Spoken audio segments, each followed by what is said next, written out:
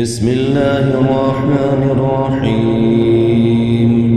الذين كفروا وصدوا عن سبيل الله أضل أعمالهم والذين آمنوا وعملوا الصالحات وآمنوا بما نزل على محمد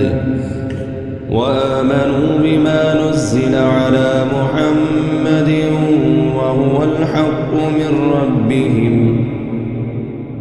كفر عنهم سيئاتهم وأصلح بالهم ذلك بأن الذين كفروا اتبعوا الباطل وأن الذين آمنوا اتبعوا الحق من ربهم كذلك يضرب الله للناس أمثالهم فإذا لقيتم الذين كفروا فضرب الرقاب حتى إذا أثخنتموهم فشدوا الوثاق فإما منا بعد وإما فداء حتى تدع الحرب أوزارها ذلك ولو يشاء الله لانتصر منهم ولكن ليبلو بعضكم ببعض والذين قتلوا في سبيل الله فلن يضل أعمالهم سيهديهم ويصلح بالهم ويدخلهم الجنة عرفها لهم يا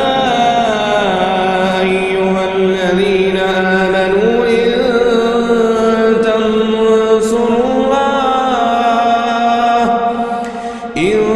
تنصروا الله ينصركم ويثبت أقدامكم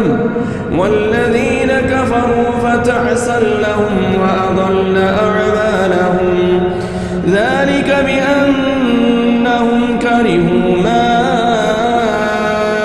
أنزل الله فأحبط أعمالهم أفلم يسيروا في الأرض فينظروا كيف كان عاقبة الذين من قبلهم دمر الله عليهم وللكافرين أمثالها ذلك بأن الله مولى الذين آمنوا وأن الكافرين لا مولى لهم إن الله يدخل الذين آمنوا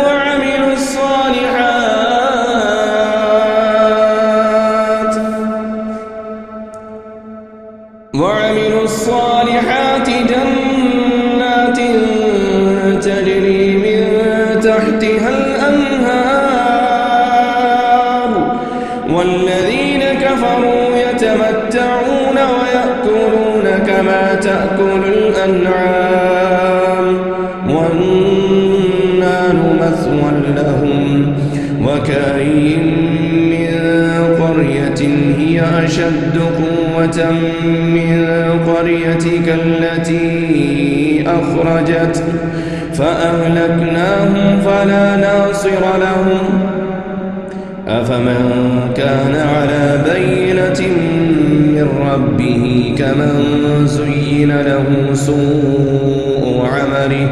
واتبعوا أهواءهم مثل الجنة التي وعد المتقون فيها أنهار من ماء غير آسن وأنهار من لبن لم يتغير طعمه وأنهار من خمر لذة للشاربين وأنهار من عسل مصفى ولهم فيها من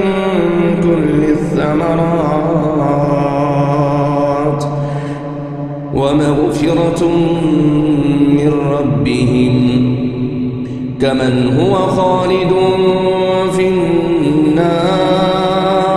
وسقوا ماء حميما فقطع أمعاءهم ومنهم من يستمع إليك حتى إذا خرجوا من عندك قالوا للذين أوتوا العلم ماذا قال آنفا أولئك الذين طبع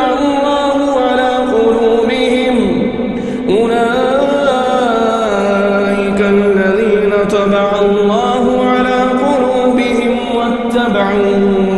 أهواءهم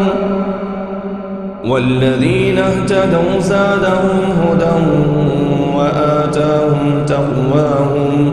فهل ينظرون إلا الساعة أن تأتيهم بغتة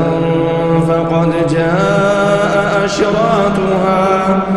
فأنى لهم إذا جاءتهم ذكراهم فاعلم أنه لا إله إلا الله واستغفر